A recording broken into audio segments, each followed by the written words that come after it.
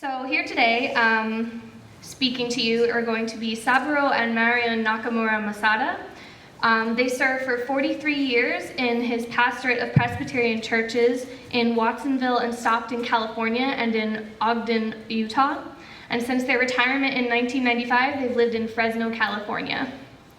Marion was born into a family of 10 in Salinas, California, to an American-born mother and Japanese-born father. Saburo was born into a family of 9 in Fresno to parents who immigrated from Japan in the early 1900s. When Marion was 9 and Saburo was 12, they, along with 120,000 other Japanese-American families living primarily on the West Coast, were forcibly removed from their homes and incarcerated in one of 10 American concentration camps. And today, they're here to talk to you about that. Okay. Thank you. And thank you so much.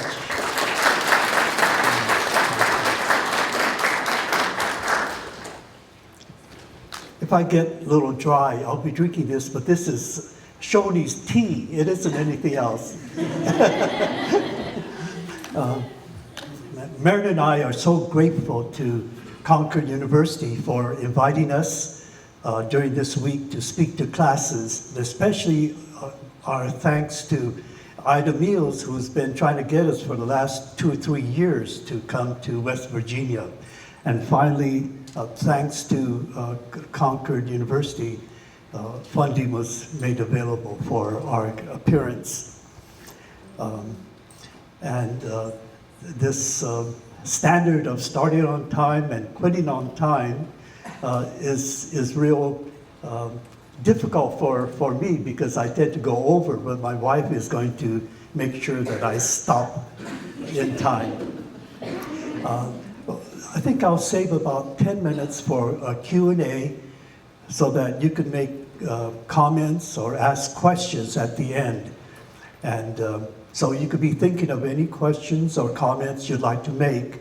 And nothing is too personal for you to raise or to make, so please be thinking of what you'd like to contribute. Can you hear me in the back? Because my voice isn't very strong. Okay.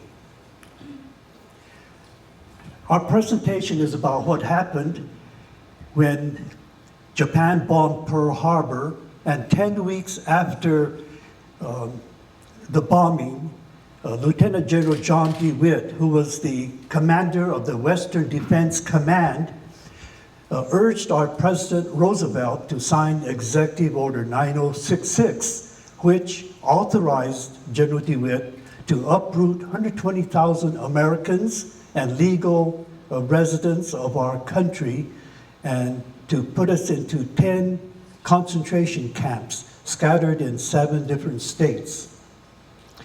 And this was only Japanese ancestry who were living primarily on the west coast of the United States who were incarcerated. Our only crime was our face. We looked like the enemy that bombed our country.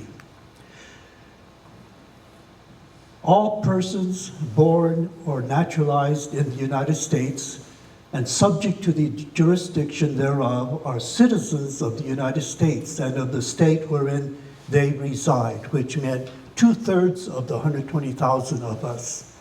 No state shall make or enforce any law which shall deprive any person of life, liberty, or property without due process of law, nor deny to any person within its jurisdiction the equal protection of the laws, part of the 14th Amendment. And all this was violated by our government. I might mention before I forget that the government had a film produced in 1942 to tell America what the government was doing to these 120,000 people. And in this film, it said that we in the camps were given citizenship classes. And when I saw that, I said, we didn't need citizenship classes. We knew our Constitution, we knew our Bill of Rights. It's the government leaders who needed these citizenship classes. Congress shall make no law respecting an establishment of religion or prohibiting the free speech thereof, or abridging the freedom of speech or of the press, or the right of people to peacefully to assemble and to petition the government for redress of grievances. And this was not totally allowed or followed in the camps. The right of people to be secure in their persons, houses, papers, and effects against unreasonable searches and seizures shall not be violated, and no warrants issued, but upon probable cause supported by oath or affirmation, and particularly describing the place to be searched and persons or things to be seized.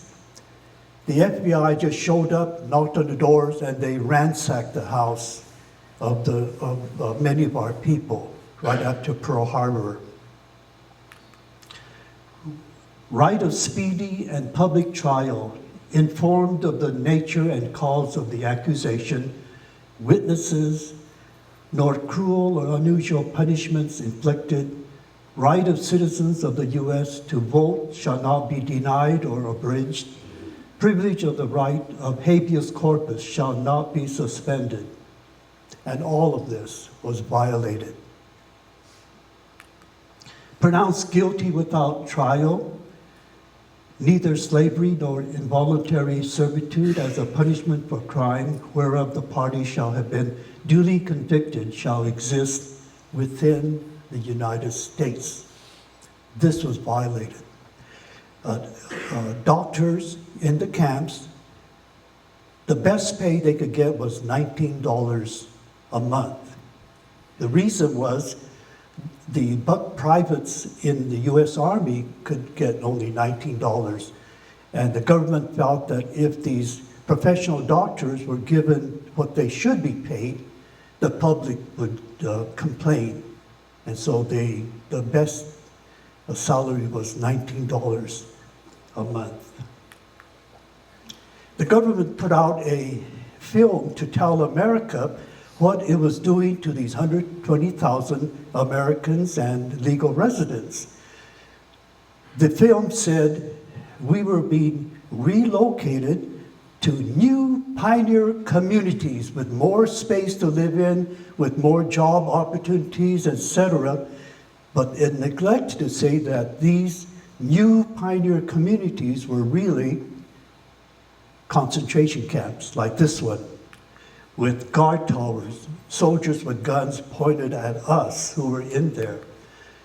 This is the one in Arkansas where our family was sent, in the swamplands of southeast Arkansas. See, there's plenty of room, wonderful pioneer community. There were 10 concentration camps scattered in 7 different states. Our family were sent to Arkansas. Now, Marion's family was in Arizona, a place called Poston, Camp 2. Now, Hitler had concentration camps, we all know that, but I believe that that was a euphemism for what they really were, extermination camps, death camps. Now, Hitler's camps weren't all extermination camps, but if he had his way, he would have had all of them as extermination camps. Our government called our camps we were in as relocation camps. Relocation happens when there's a mass flood or mass fire and people are relocated to a safe place. That's not where we were sent. We were sent to a concentration camp. The National Japanese American Citizens League unanimously passed a power of word booklet or brochure to recommend the correct terminology, such as concentration camp and not relocation camp, or internment camp. An internee is an alien of the country with which we are at war. 2/3 of us were Americans. We weren't aliens, so we were not in an internment camp for internees. we were in a concentration camp for American citizens.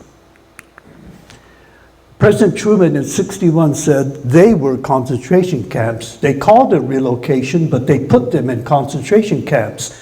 And I was against it. We were in a period of emergency, but it was still the wrong thing to do. A friend in University of Washington said, whoever controls the vocabulary controls the narrative. And our government controlled the vocabulary for so long that the narrative of what really happened never was known, kept out of our history books for decades, and only recently started to be included.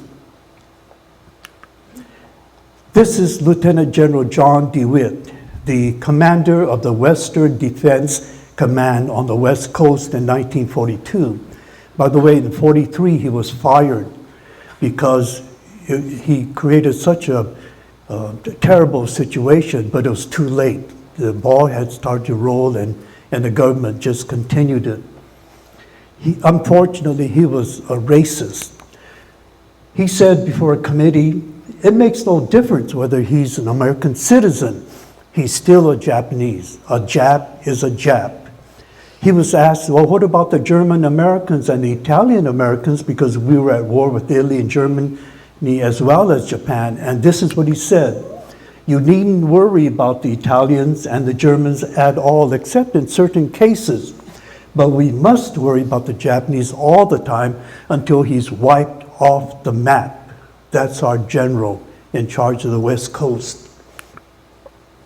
You need to know that early 1900, from then, there was an exerted effort to get rid of all the Japanese living only on the West Coast because of prejudice, and also they didn't want competition from these Japanese who were settling on the West Coast.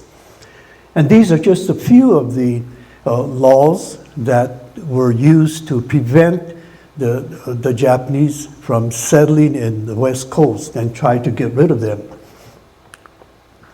These organizations played a major role in campaigning to get rid of all the Japanese people living on the West Coast, such as the California State Grange, the American Legion, the Farm Bureau, and others.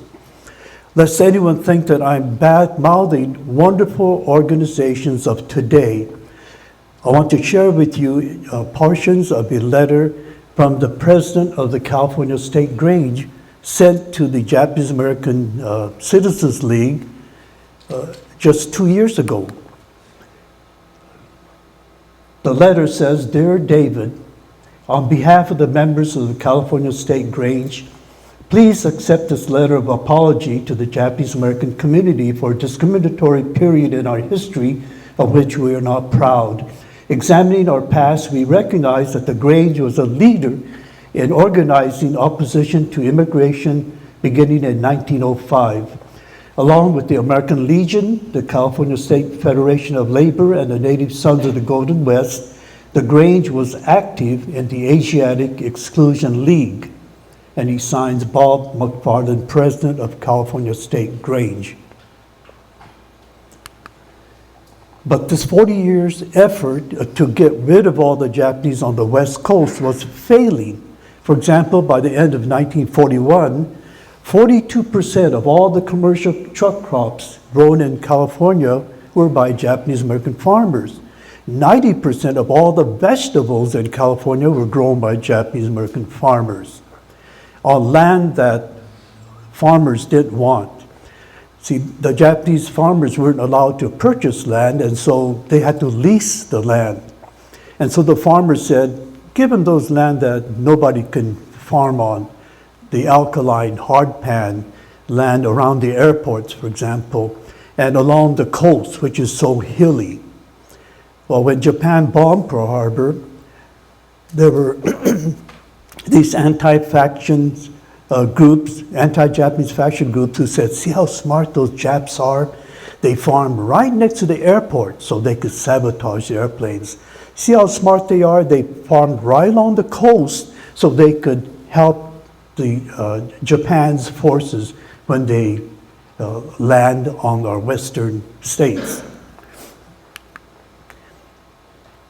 But they're failing, but their efforts to get rid of the Japanese turned for them, because when Japan bombed Pearl Harbor, it was a perfect opportunity to exploit the fears and the hysteria of war to begin to tell lies about us, that we were loyal to Japan, that we were spying and sabotaging, to arouse the public with this anti-Japanese propaganda. Unfortunately, let me add this. In 1942, immigration officials said, this is our time to get things done that we've been trying to get done for a quarter of a century, or more like 40 years. In the Saturday Evening Post of 1942, this article came out. We're charged with wanting to get rid of the Japs for selfish reasons. We might as well be honest, we do. It's a question of whether the white man lives on the Pacific coast or the brown man, and we don't want them back when the war ends either. 1942 was the election year, like this year. Politicians seeking votes jumped on the bandwagon of this anti-Japanese movement, and one was the Attorney General of California, who happened to be Chief Justice Earl Warren, the champion of civil rights of 1960s. But 1942, this is what he said. The very fact that the Japanese people had not committed any crime is proof that they will when the right time comes. You follow that logic, right? But he got his votes and he got elected. Without any evidence, Lieutenant General John Dewitt, a racist, played right into the hands of these anti-Japanese factions, and he swallowed hook, line, and sinker all the lies and rumors that were being said about us on the West Coast. And the media, of course, played a major role in duping the public. 35 years after these camps were ordered closed in 1945, a congressional commission was founded in 1980 to investigate how such a tragedy could occur in our great democracy. And in their report, it comes out in Personal Justice Denied, it stated, unhappily, the false claims and stories of the West Coast, on the West Coast in 42 made respectable opinion. See, there was no evidence, but there was opinions. The old prejudicial propaganda of the anti-Japanese faction, unopposed, had won the day. The conclusion of the commission was the promulgation of Executive Order 9066 was not justified by military necessity, were not driven by analysis of military conditions. The broad historical causes which shaped these decisions were race prejudice, war hysteria, and the failure of political leadership. And I add for emphasis, organized self-interest groups with their prejudice and economic greed since the early 1900s, exploiting the fears and hysteria of war in 1942 to try to get rid of the 120,000 Americans and legal residents of Japanese ancestry who were living only on the West Coast in 42. Lieutenant General Dewitt and the War Department lied to our nation because they said it was for military necessity and national security that he ordered 120,000 to be imprisoned in these concentration camps. But that was a lie. And I'll show you how I can support that. There were 3 brave Americans who defied General Dewitt's orders in 42, but they were arrested and they were convicted and they were imprisoned. All 3 appealed their case before the U.S. Supreme Court in 43 and 44. But I want to just share with you what happened to Fred Korematsu's appeal trial before the U.S. Supreme Court, the one on the far right. Peter Irons, a legal historian, wanted to look up the records at the archives of the trial. So he went to the Washington to look up the trial, and he was given a box with the name Korematsu on it. So he opened it. In the top manila folder was a memo. Before I tell you what that memo was, let me give you the background. Two Justice Department lawyers wanted to make sure that this fellow, Solicitor General Charles Fahey, the top attorney of our country who defends our country against cases like the Korematsu appeal trial, had a solid basis to defend our country's actions against these Japanese Americans. And so they asked the intelligence agencies to give them a report so they could pass it on to Charles Fahey. They were shocked to get the exact opposite of what they expected. The FBI Director Hoover stated there's no evidence that Japanese Americans have been associated with any espionage activity. The FCC chair assured that Dewitt's charges of illicit radio signaling by Japanese Americans cannot be regarded as well-founded. The Office of Naval Intelligence and other authoritative intelligence agencies categorically denied that Japanese Americans had committed any wrong and had opposed the mass incarceration.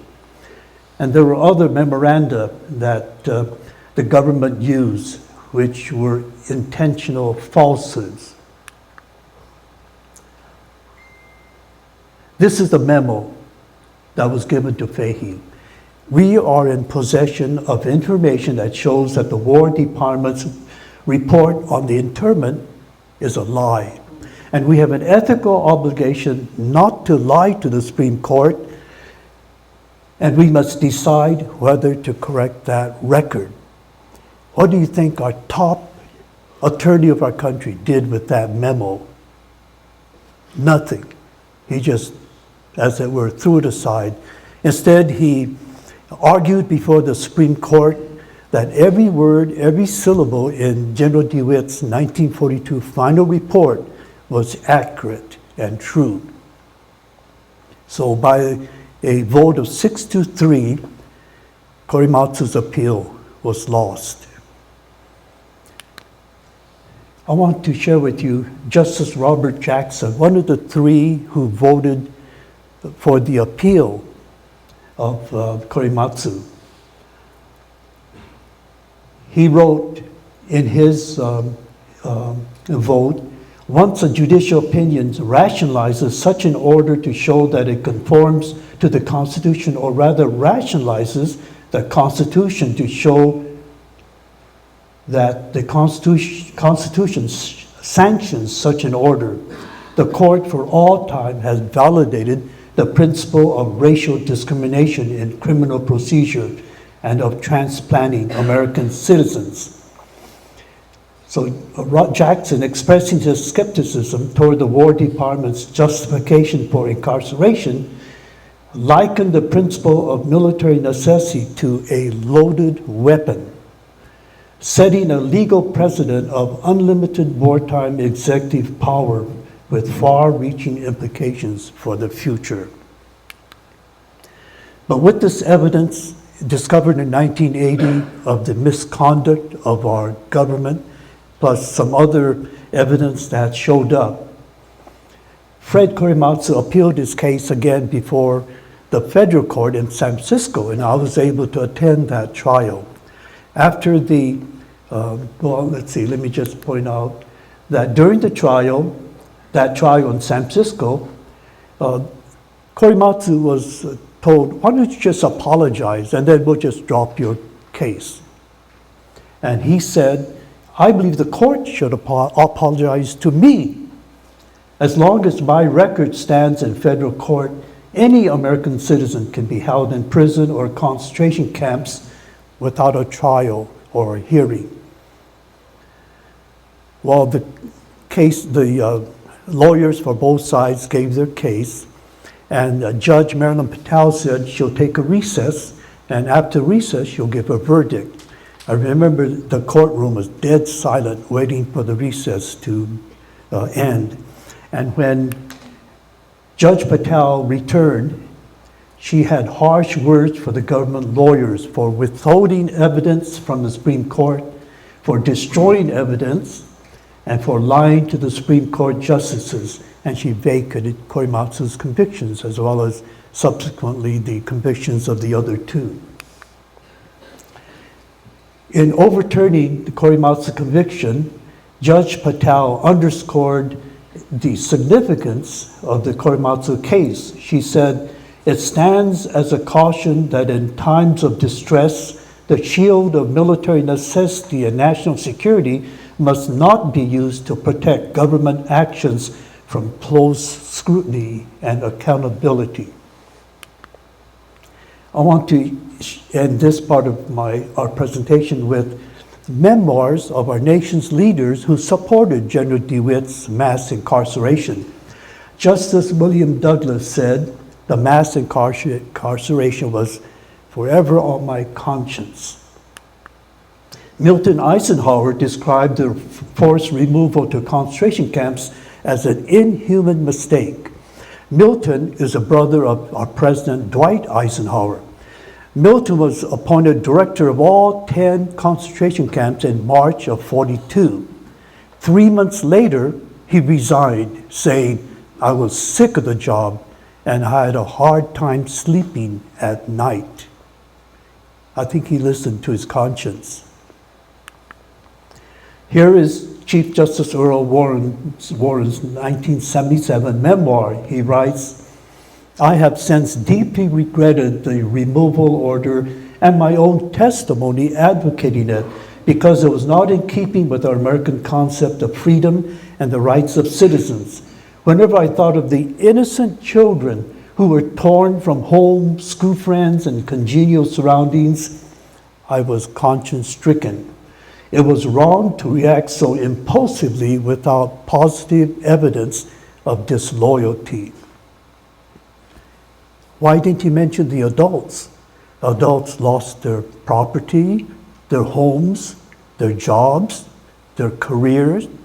And in 1945, when the camps were ordered closed and people had to leave, they were given $25 and a ticket to somewhere. Many of them had nowhere to go because we were given only 2 weeks to 48 hours to get rid of everything we owned. 30,000, for example, had to go to Chicago area to start life from scratch. Justice Tom Clark said, "Looking back on it today, it was a mistake." A mistake? I call it a crime.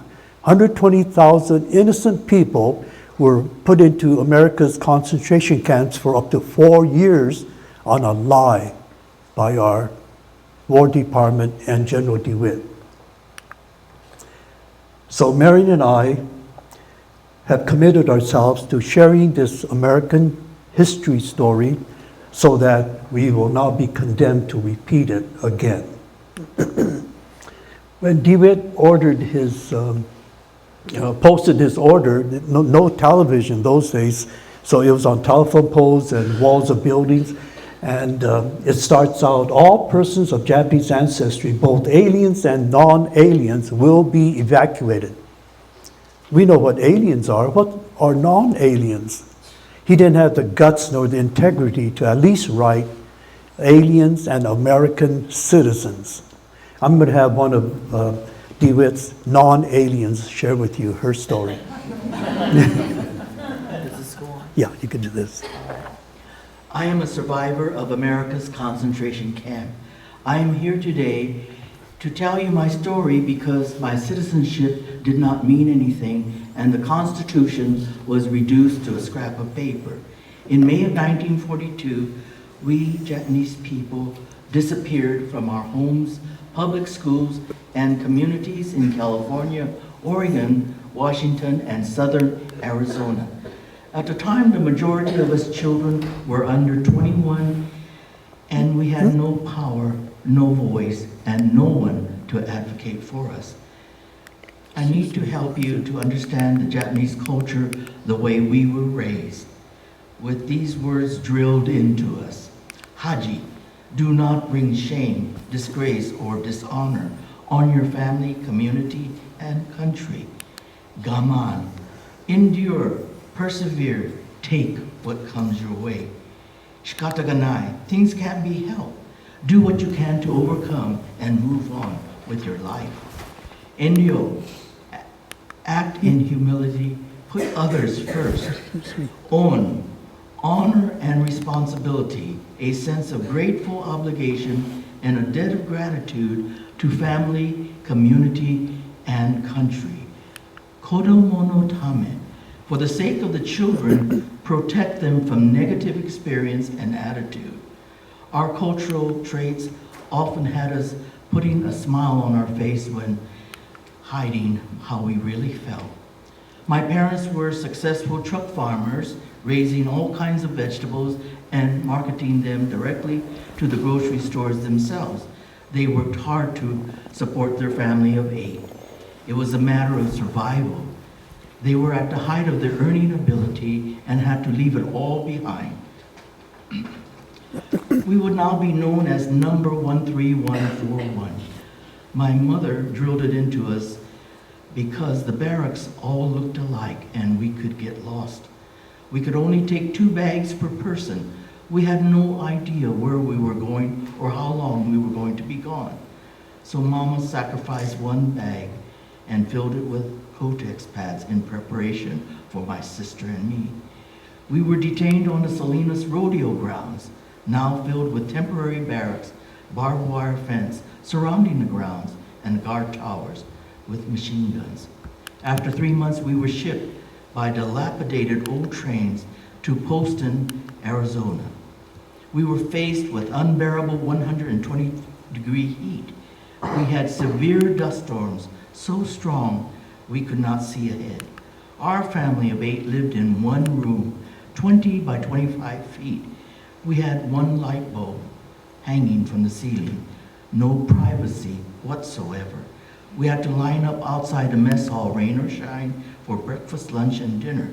Because both my parents worked in the kitchen, we children never ate as a family for 3.5 years. Parental control was difficult after life in camp. The closeness of brothers and sisters was never the same. My mother had a baby in camp, so my sister made help with the baby, and I did the family laundry, scrubbed board, and rinsed by hand, and ironed all the clothes. I had no time to play with other children. I was 10 years old. We had to use a community toilet, 10 toilets side by side, no partition for privacy. The same with the shower heads, no privacy. This was extremely embarrassing, degrading, humiliating, and hard to bear. This is my 6th grade class. You can see the barracks on the left and the right. One fun thing I enjoyed was reading books. The churches sent books from the outside. One day, my sister's friend invited my sister and me to her barrack room, and in the night, her father molested me. I was 10, and so traumatized I could not scream. Nothing would come out of my mouth. I kept this from my mother and was not able to tell her before she passed away. My whole experience being in a concentration camp was traumatic. I was made to feel I started a war. I felt being Japanese was bad. I had low self-esteem and confidence in myself.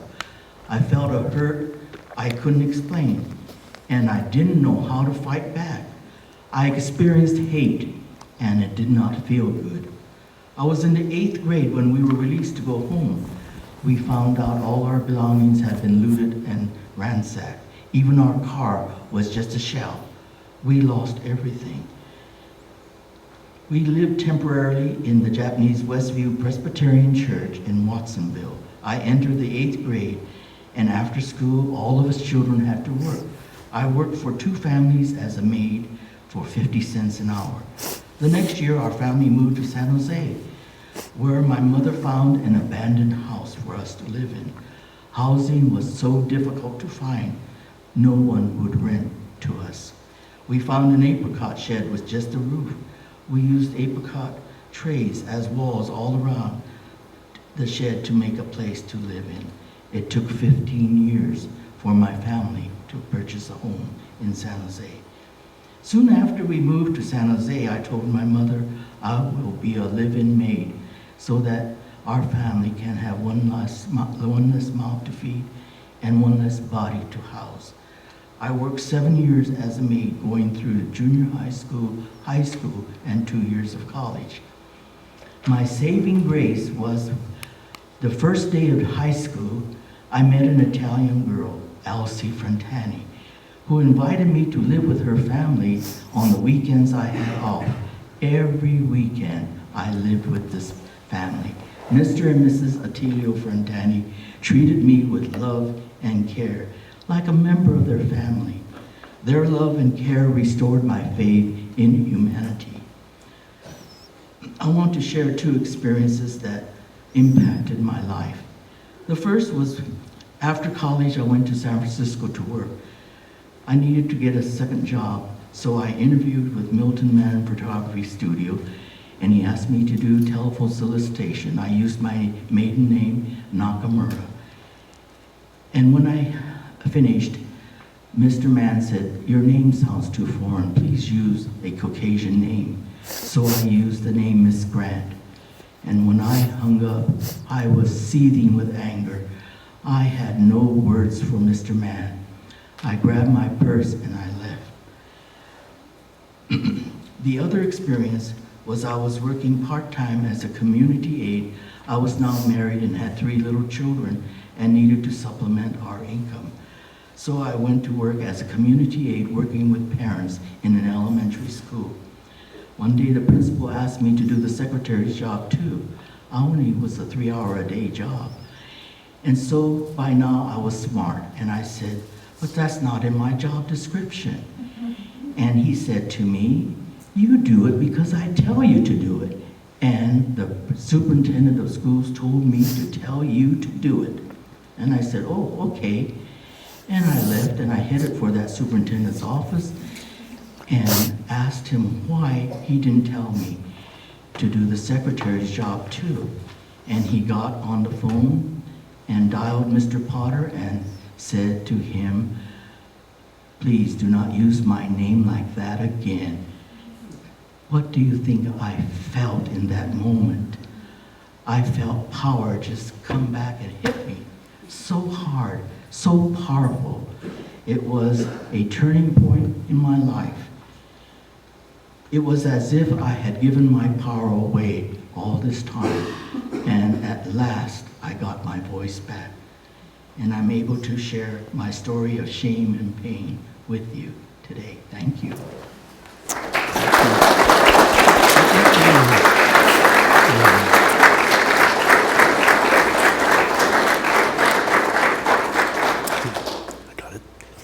Thank you, Marion. I'll wrap up with just a part of my personal story and comments, and then we'll open up to Q&A. I'll never forget that Sunday morning when we turned on the radio and taking a little break from work. The news flash said, "Japan is bombing Pearl Harbor." And I said, "What a stupid thing Japan is doing. Who do they think they are, bombing our country?" And then within a couple of weeks, these anti-Japanese voices began to say, we helped Japan bomb Pearl Harbor, that we were loyal to Japan because we were Japanese and not to our own beloved America. I'll never forget May 16, 1942, because that was the day of the West Coast relays at Fresno State. My favorite athlete was Cornelius Warmadam, who held the world record in pole vault, and I was hoping he'd break his record that day. But I never found out because the Army truck came into our front yard and all 9 of us piled in, and we were taken to the Fresno Fairgrounds, a place of fun and of highlighting the riches of our Central Valley, but suddenly was filled with barracks and made into a prison. Those are barracks inside the oval racetrack. This is the actual picture of the Fresno Fairgrounds with barracks and Army Guard. 6 months after we stayed there, we were shipped to Arkansas. And when we got there, the weather turned extremely cold. It started to snow, and we had no heat in our flimsy tar-papered barrack. My father caught pneumonia, and he died. And this is the picture of our funeral in Block 43. My mother was 43 with 7 children, facing an unknown future in a concentration camp. This is Chaplain George Aki, a dear friend who grew up in Fresno, graduated Fresno State, and was attending a theological school. He was a senior, ready to graduate. So I asked him, George, what do you remember about 1942? And this is what he told me. When rumors were flying around that we would all be rounded up and put into a concentration camp, I was telling everyone that this would not happen. I was convinced that this would never happen in America. I had assured everyone that this could never happen in America since we were Americans. But I was wrong. When the gates closed behind me at the barbed wire Tanforan Detention Center, my faith in America died, my faith in God died, and I died. That's how traumatic it was for all of us. There were 33,000 Japanese Americans who served our country in the military. And many of them volunteered from behind the concentration camp, and also they were recruited. 6,000 of these 33,000 served in the military intelligence service, and MacArthur said, never in military history did an army know so much about the enemy prior to actual engagement, because the Japanese American soldiers could understand the language that the enemy was passing on to their troops. General Willoughby said the Japanese American soldiers saved countless Allied lives and shortened the war by 2 years. In 1944, more soldiers were needed, so the army recruiters came into the camps to recruit, but 365 just couldn't take it anymore, and so they said, restore our citizenship rights and free us from these concentration camps, and we'll be more than willing to be drafted and fight for our country. Our government sentenced them to 3 years in federal penitentiary. When Truman became president in 1947, he pardoned them, and after 18 months, they were released.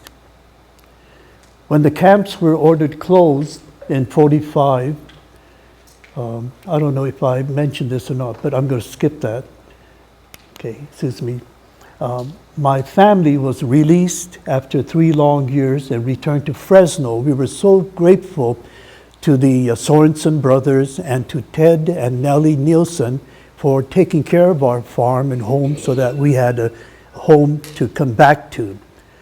Many did not, but those who did, like the Sorensens, were called Jap lovers, but they were the real Americans. This is my sister Aiko. She was a senior when we returned in 1945. I was a freshman in high school. So late April we returned, and just before graduation the announcement came out in the study hall, all seniors come to the principal's office to have your cap and gown measurement. So she excitedly went to the office, and when she got there, the principal took her aside and said, "We don't want any Japs at our graduation, so you can't attend." She felt like she was slapped in the face, and she was so stunned. She didn't tell the rest of the family that this had happened. We found out years later. I'm proud that our country was willing to acknowledge the crime and to apologize. Based on the Commission's recommendation, Congress passed the Civil Liberty Act of 1988, which required the President to send a letter apology to no less than 2/3 of us who are still living, and a $20,000 redress check that I call a penalty check for the crime it committed. And this is part of the letter that President George H.W. Bush sent to us. I'm going to skip that. Okay. The time? No, 2 more minutes. Okay. As the hysteria of war was exploited in 1942, people are exploiting the fear of terrorism this election year. Today I'm hearing the echoes of 2 abuses I heard and experienced in 1942.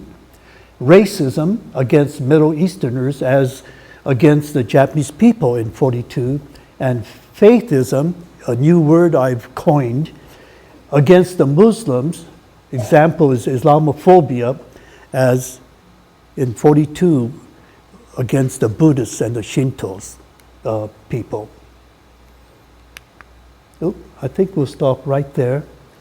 And we're open for any comments or questions you might have. And there's a mic here, so yeah. Anybody? Get there.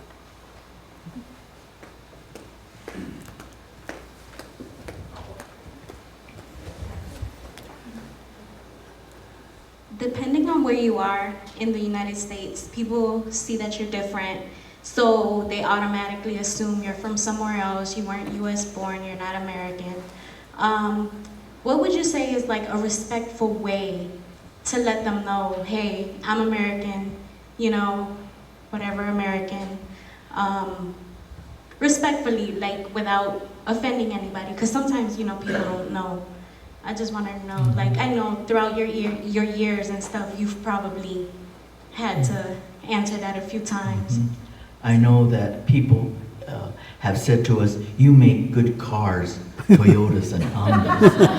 And also, you are artists. You're very artistic people. I am not artistic. And so, what do you say to these people? Well, you know, when I think back on it, I didn't say anything because I wasn't ready. But now, I would say, I was born in Salinas, California, and I am a citizen just like you. You want to say anything? I'm hard of hearing, so my wife has to be my ears. What was the question? What do you say to people who assume you're an immigrant from someplace? Oh, I see. They assume. I see. Well, you know, without being rude, I could say, well, what country are you from? And if they said America, I say, me too. That's a good one. I like that one. Question? Okay. Next.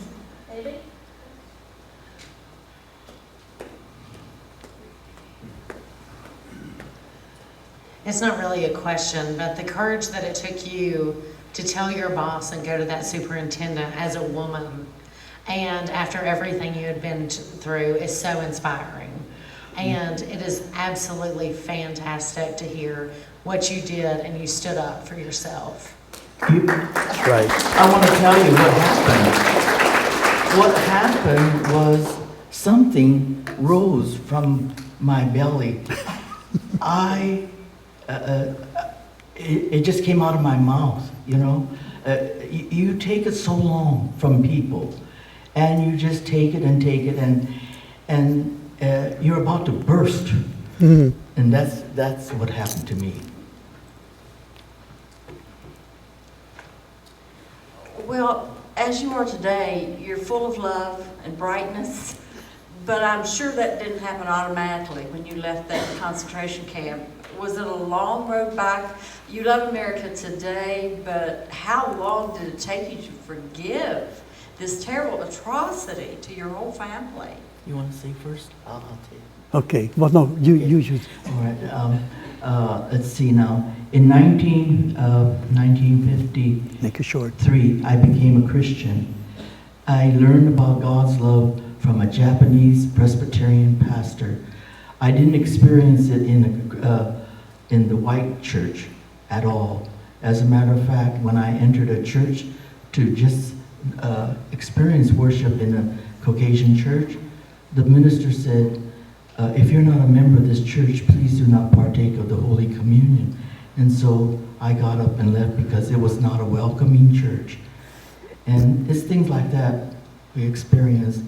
And the Japanese pastor that ministered to me also was in the camps. So he realized that the Japanese people needed to hear God's love. And that's where I experienced God's love. And of course, through that Italian family. I love Italian people. I am half Italian. The question was, The question was, oh, how did we recover, Yeah. as it were? Well, most of my generation, I have a mic here. oh, you do? Most of my generation buried the shame and the guilt, and they were never able to, get it out. They went to their grave without doing so. And so even today, most of my generation will not talk about it. They'll say, oh, that happened a long time ago. It didn't bother me. But when Congress tried to get some of the older ones to testify for the commission, these men who said, oh, it doesn't bother me, they choked up and they started to cry. And people said, gee, I never saw him cry like before. Well, it's because apparently the government gave them permission to finally talk about it. For me, I was a pastor already for 10 years, and I was 35 years old, and people said, you were in these camps, how do you feel about it? And I said, well, as I was taught to say, well, it was bad, but it was a blessing in disguise. People went to the East Coast. Our family became a Christian after my father died. And so I was told to say, it's a blessing in disguise. But in 1965, I was watching Walter Cronkite's documentary on the concentration camp. And as I watched my fellow Japanese Americans sweep out the horse stall with all its fresh manure and stench where they were going to sleep that night, I felt my blood start to boil inside me. And I said, how could this happen in America? How could this happen in America? And ever since then, never once would I answer. It was a blessing in disguise. The crime was a crime, and the courage and the faith and the stamina it took to overcome are two different things. You can't blur the line between the two and say, well, this was a blessing in disguise. The crime was a crime. What is the survivors is another thing. Just like rape victims, a person who's raped because of their courage and their faith and their stamina become survivors. They cannot say, well, I have a nice family now, and I met this orderly while I was in a hospital recovering, and therefore, I think it was a blessing in disguise. Absurd. The crime of rape is a crime. The courage it took for this woman to survive and to make life beautiful for herself is separate. The line must never be blurred. And so I have to tell my friends who still say things like, it was a blessing in disguise. I say, no, it wasn't. It wasn't. Another question? I think I mentioned this in the morning, but I wanted to share it with a larger number of people.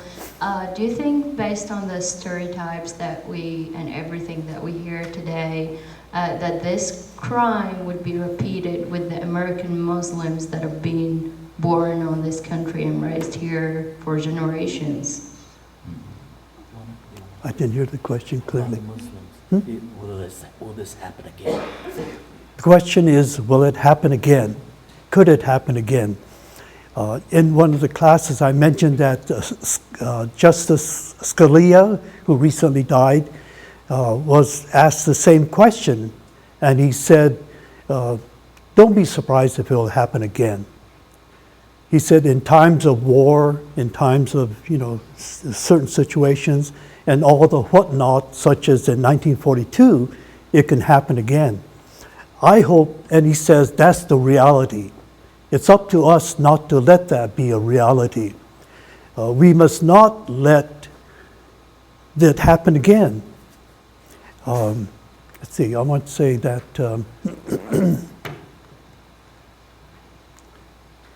oh gee, I lost my thought, but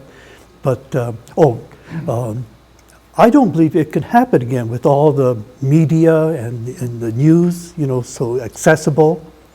But it can happen again if we succumb to the rhetoric and the lies and the prejudices that gets aroused using the fear of terrorism or war or whatever. We ought to have better sense than that. Let it not be a reality for us. But Scalia said, don't be surprised. If it can happen, it can happen again. What's the time? Okay, we have a few minutes yet. Question?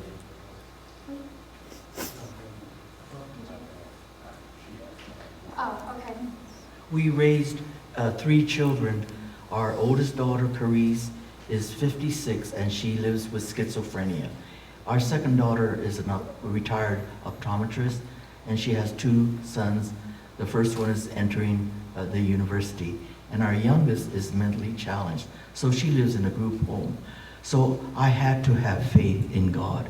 I would not have survived if going through all that I did with the children. They were so precious to me, and I didn't know how to do anything. But I learned along the way. So it's praise be to God that I am here today and have joy.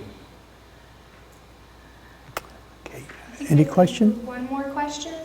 Anybody?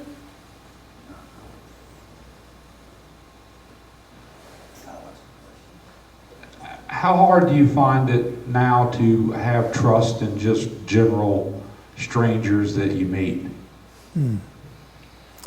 Well, I love to meet people. I'm a people person, and I guess that was the only talent I had in being a pastor's wife, and I find that just loving people has been my greatest asset, and I'm able to meet people wherever I go. I met this gentleman here at Mount Rushmore, and he's here today. He's my friend. Well, she has more talent than just people relationship. But that question,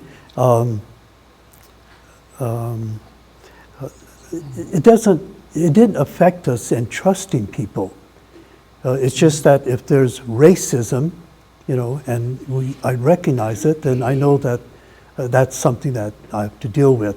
But one thing that did affect me was I was closely bonded with my classmates for 6 years in grammar school.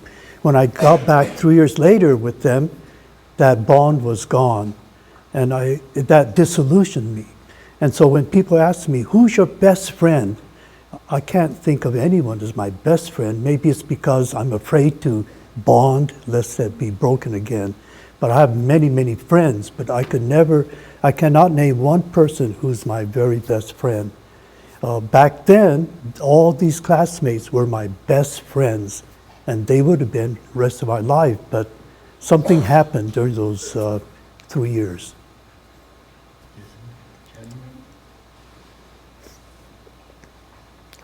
I want to thank all of you for this privilege of sharing our story with you, and for the sorority for sponsoring this event.